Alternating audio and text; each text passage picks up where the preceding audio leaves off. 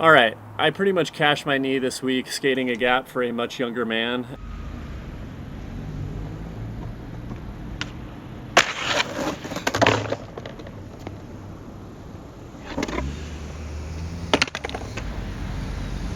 was not expecting that, but that was awesome. And I thought I would do a different style video this week and talk a little bit about shoes. I get asked a lot of questions about shoes, the skate shoes, but honestly, probably more so about the runners. Like most people who've skated for a really long time, I have strong opinions about footwear. This is not gospel, everyone's feet are different, and I'm just kind of looking for basically shoes that will work for a kind of aging skateboarder who wants to jump down stuff.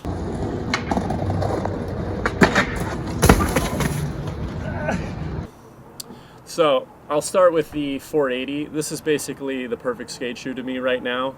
I think when I came over to New Balance, I was riding the Crockett Highs at Vans and the Jameson high tops at Etnies before that. And so in the 440 High, I was looking for a sleeker looking high top cup sole.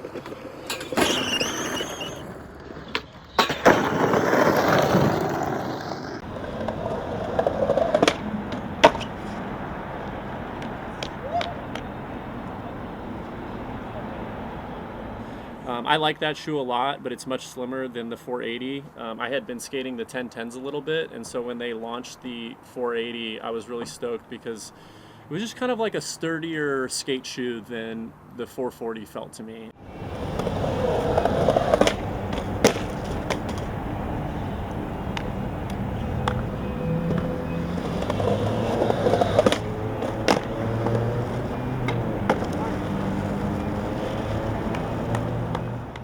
I think in the past I wanted something that was a little dressier, a little slimmer, and lower profile. But right now I'm really into just like a very skate-looking skate shoe.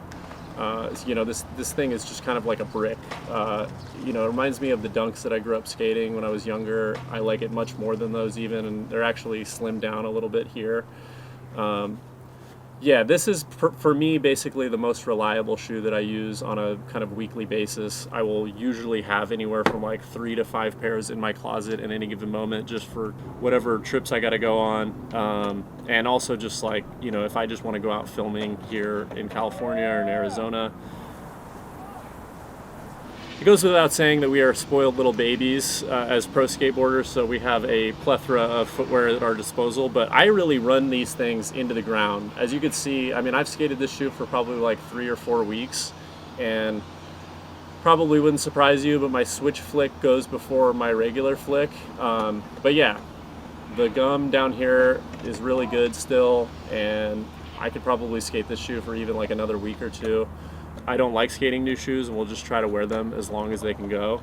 You can see here on these 1010s, I've got like a good amount of wear. Actually, most of these shoes have quite a bit of wear here.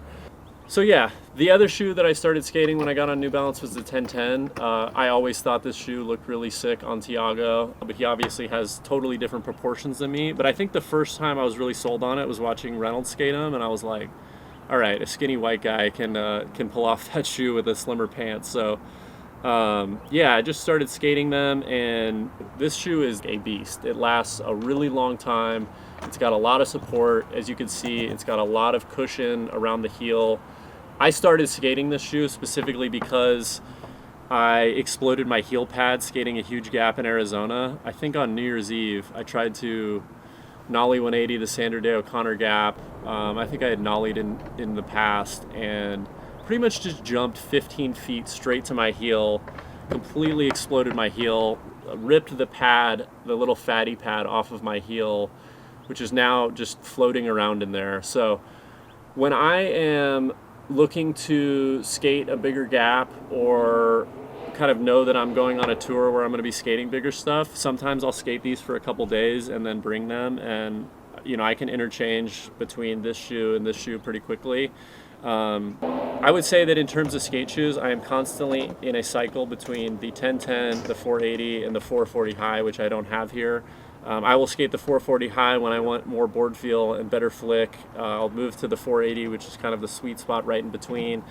And then I will skate the 1010 when I am, jumping down something big, if I want to go skate a big gap or something. And I will typically skate these after an injury, and I'll feel good in them for a few weeks, and then occasionally I'll be wanting a little more board feel, so I'll move back to the 480 or the 440s. So yeah, that's skate shoes. No one cares about skate shoes. This is the 480 that I'm skating right now. I like these a lot too. Pretty solid colorway. Nothing really too crazy. All right, talk a little bit about trail runners. One of the things that was super sick when I got on New Balance, I was really into trail running, through hiking, even a little bit of ultramarathon running. And when they signed me, they wanted me to run exclusively in New Balances, which was a great deal for me because then I didn't have to pay for shoes anymore.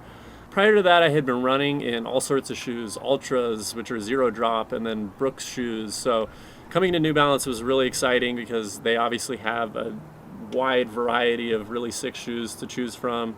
The Hero, I think this is the V7, is my favorite of their models. It's the trail runner that they put the most time and energy into. I have done so much in these shoes. I think I have another colorway here. But yeah, I've put probably, I don't even know, hundreds of miles on each of these specific pairs. This is what I thru hike in when I'm doing, 25 to 40 mile days. This is what I go for a light trail run in.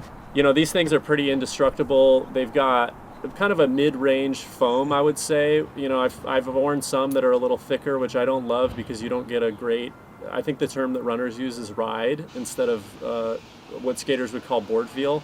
So yeah, the ride on like a bigger foam shoe is not going to be as great. You're not going to get that like nice connection with the earth. And then also I have, barefoot running, kind of more minimalist shoe that I like a lot, but is going to be a little harder on your feet and your Achilles tendon. But yeah, I don't know what else to say about this shoe. I like the designs of the trail runners the most, for sure. I'm not crazy about this little mud flap. I'm not really sure why that's necessary. I've never really needed it. Sometimes I will, on occasion, cut them off, as you can see here, because I find that it looks a little ridiculous. But in terms of designs, you can see the difference between the road running shoes and the trail running shoes. These ones just look a lot sicker. Kind of mid-90s mountaineering aesthetic, which is just, I don't know, a little more my style. The upper, super lightweight, you can walk through water and they'll dry off. This is a shoe that you can spend all day in.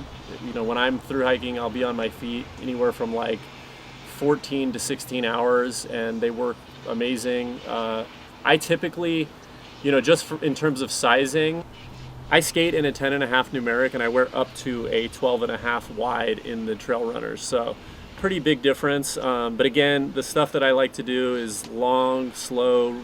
I'm a pretty slow runner. I like to spend kind of all day in the mountains. If I'm through hiking, it's multiple days on foot. And the way that I size my shoes is I basically want a clown shoe sized toe, which has a lot of room for a big wide toe box so that none of your toes are touching, and then in the back I will cinch them up pretty tight. So the nice benefit of riding for New Balance is that they make wide and extra wide shoes, even in some of the skate shoes. So if you do have you need a wider toe box, they have that option, which is really helpful.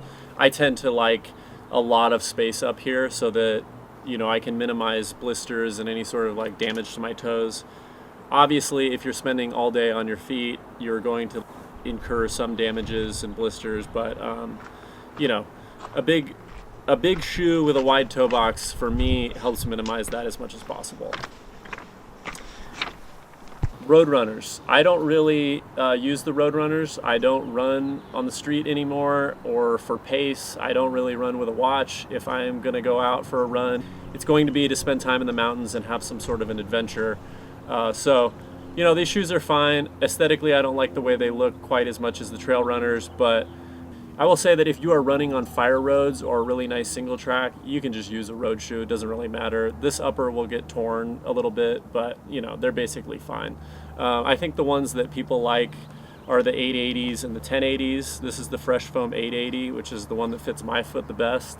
But usually if I'm going to order shoes, I'm going to order the Hero. That's kind of my go-to. I like the way that they look, and for the things that I like to do, they're just kind of a better fit. This is the New Balance Minimalist. When I started getting into trail and ultra stuff, the guys that I looked up to, like Anton Kripicka, they wore this shoe in the mid 2010s and kind of popularized it. And this is basically like a barefoot running shoe. I will use this on outings when I am, going to bike to a trailhead and then go for a run, so that I don't need to bring clipped-in shoes and then a separate pair of trail runners, and they work pretty great. I will say I also use this as kind of like an approach shoe. So if I'm doing scrambling in the mountains and I want a little more feel, a little more connection to the earth, these work really great. It's a little more rigid. Again, there's not much here.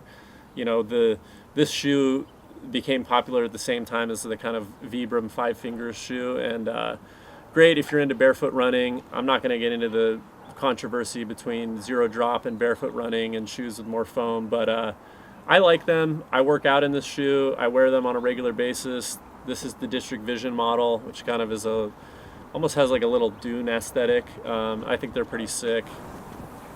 They're nice for cycling, again, because they're just really rigid and you don't lose a lot of energy like you would with a big foam trail runner.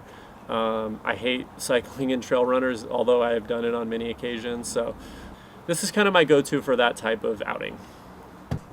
This is an updated version of the Hero. I think this is the V8. As you can see, it's got a little more of a futuristic look. This is a nice shoe. I tend to like the kind of, more granola looking shoe, but this one will probably look sick when it gets, really dirty. You run through some mud, it'll look nice in no time. What else do I have here? Oh yeah, so cycling shoes. Obviously New Balance does not make cycling shoes. This is a Physique, I think gravel or mountain bike shoe. I wear kind of a more aggressive cycling shoe that you would only cycle in, but this is usually my go-to, which is a shoe that you can cycle in, you can hike in, you can kind of live all day in. This is the shoe that I use specifically to ride my bike from Vancouver to Tijuana, and I didn't bring another pair of shoes, so you can go into a grocery store with it. You can push your bike up a mountain very slowly and it feels comfortable. The reason I use these is because they have clips, so there's a receiving end on the pedal that you can clip into, and you just get a better return on that energy. You can pull up after every time you push down. So yeah, this shoe works great. I don't have strong opinions about cycling shoes. I'm kind of a noob with that regard, but my friend Shane at Physique sends me these and they work amazing. I have done some gravel bike packing and adventure cycling stuff. This colorway specifically looks like a Payless skate shoe, which is pretty sick. So yeah, I'll probably be getting another pair of these soon. And I also size up in these. This says an 11 3/4, which is Euro sizing. And I like to just have a lot of room up there for to accommodate the swelling and just to make sure that my foot stays comfortable.